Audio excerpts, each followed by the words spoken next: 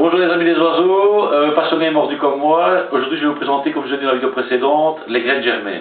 Donc attention, regardez bien ce que je vais faire comme opération.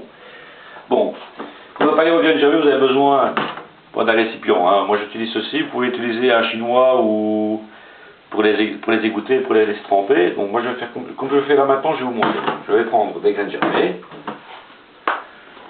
Donc ça ce sont des graines germées sans navette, donc je les mets dans le pot ici, voilà. Ensuite, il faut bien les rincer. Il faut les rincer un peu à l'eau tiède, là comme ça. N'hésitez pas à rincer ça comme il faut. Bien rincer, bien rincer. N'hésitez pas à bien rincer, bien rincer. C'est très important le rinçage. Voilà, donc vous avez fait ceci. Moi j'utilise un pot comme ça pour les mettre dedans. Je le mets dans le pot. Je le laisse dans le pot à ricotta. Je remplis ça d'eau.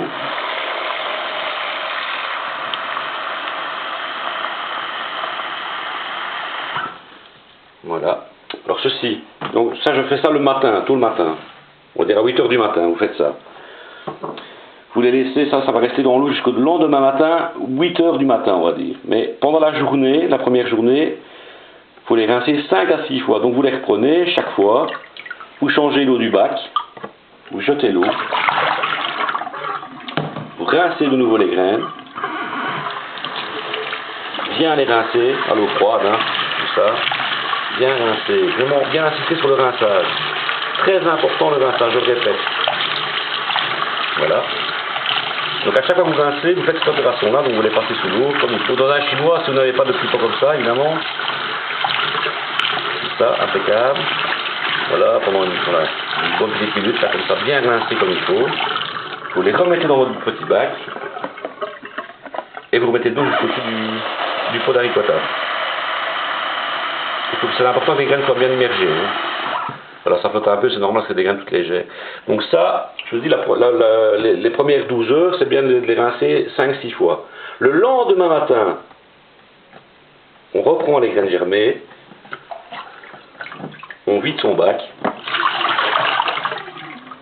et on rince de nouveau abondamment. Donc ça, c'est le lendemain matin.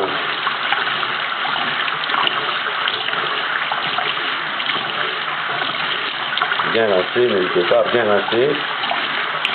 Voilà, comme ceci. On égoutte.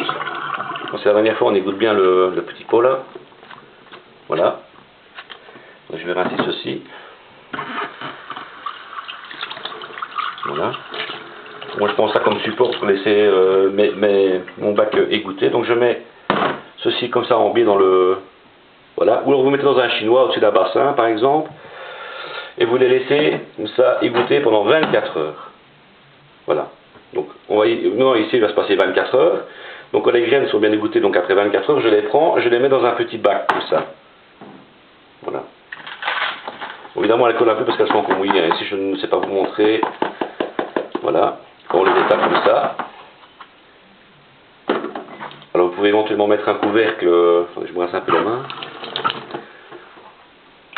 Je peux mettre un couvercle dessus. Voilà. Et ça normalement dans 24 heures, parce que les températures pour l'instant ne sont pas très chaudes, hein, donc moi on fait en température ambiante, donc il faut au moins 24 heures pour qu'elles germent. Voilà. Donc quand elles sont germées dans 24 heures, vous pouvez les incorporer dans votre pâté, il n'y a pas de souci. Mais ce qui est très très important, et j'insiste là-dessus, c'est le rinçage des graines. Ça c'est... Il vaut mieux rincer 10 fois que de le faire qu'une seule fois. Et il faut que l'eau soit propre quand vous rincez les graines. Quand vous les rincez, il faut que l'eau soit propre quand vous les remettez dans l'eau. Donc voilà, donc ça c'est 24 heures.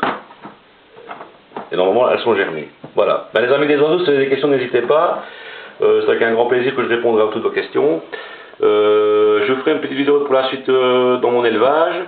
Parce que j'ai 2-3 petites choses à vous expliquer concernant les poux. Donc ça c'est très important, évidemment quand l'élevage commence, l'élevage des poux commence aussi. Donc voilà, je vous tiens au courant pour la suite des opérations. Ciao ciao.